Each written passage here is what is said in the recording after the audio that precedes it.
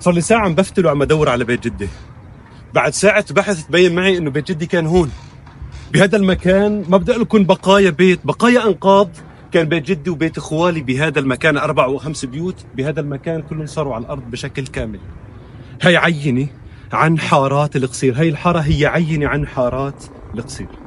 القصير مدينتي اللي بفتخر فيها، برفع راسي بأهلها، برفع راسي بأهلها لأنهم كانوا أول سد منيع بوجه أقبح احتلال اللي هو احتلال حزب الله اللبناني لسوريا. كانوا هم السد، هم اللي قدم، ما بس كانوا عم يحموا السوريين، كانوا عم يحموا كل العرب من أبشع احتلال اللي هو احتلال حزب الله اللبناني. هذا اللي عمله حزب الله اللبناني ببيوتنا، ببيوت بيت جدي، بيت اخوالي، قرايبيني، كل أهل اللي بالقصير.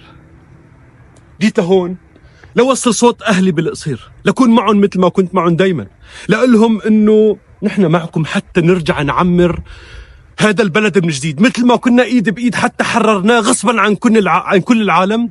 رح نكون إيد بإيد لنرجع نعمره بمساعدة الكل. لازم كلنا نتكاتف نتساعد لنرجع نعمر، لنرجع نشوف في ناس عم تسكن بخيمة على أنقاض بيتها، في ناس عم ترمم أنقاض من شوي شفناهم هون، وعم يحاولوا أن يسكنوا تحت الأنقاض ليخلصوا من جحيم العنصرية اللي كانوا عم يتعرضوا له بلبنان أو بدول المهجر.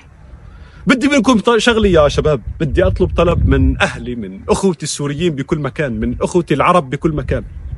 للمرة الأولى يمكن بقول لكم وقفوا معي، وقفوا مع أهلي بالقصير. هدول أهلي اللي ما فيني أتركهم، هدول أهلي اللي مستحيل إني ما أكون معهم بشدائدهم.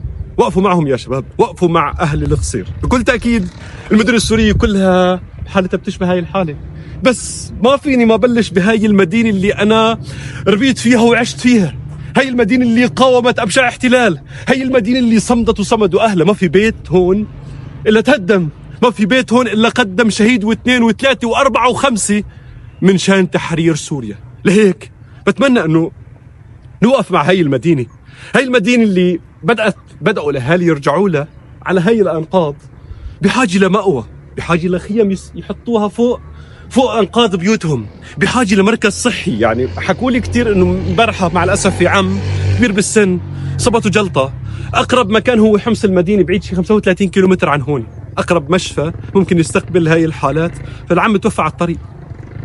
بتمنى انه نساعدهم بمركز صحي، بخيمه، بمأوى، باي شيء بيحتاجوه. انا بقول انه وقفوا معي، وقفوا مع اهلي، وقفوا مع هدول الناس اللي اصحاب الثوره، اللي قاوموا وناضلوا حتى اخر نفس.